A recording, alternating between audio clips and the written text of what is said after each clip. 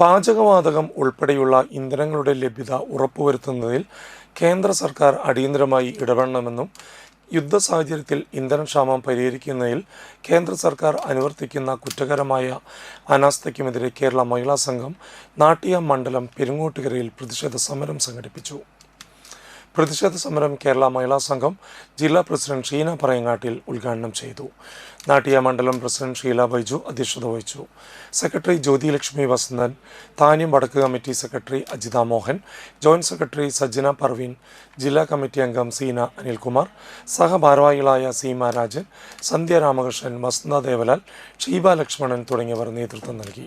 ദിവസത്തിലധികമായി പശ്ചിമേഷ്യൻ രാജ്യങ്ങളിൽ ഉരുത്തിരിഞ്ഞ യുദ്ധ സാഹചര്യങ്ങൾ ഇന്നും യുദ്ധം വളരെ ശക്തിപൂർവ്വം അവിടെ തുടർന്നു പോവുകയാണ്.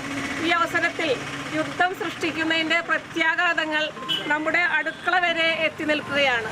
പാചകവാതക സിലിണ്ടറുകൾ ബുക്ക് ചെയ്യാൻ കഴിയുന്നില്ല. ഇന്നലെ വരെ ബുക്ക് ചെയ്യാൻ ശ്രമിച്ചപ്പോൾ ബുക്ക് ചെയ്യാൻ പോലും കഴിയാത്ത സാഹചര്യമാണ്.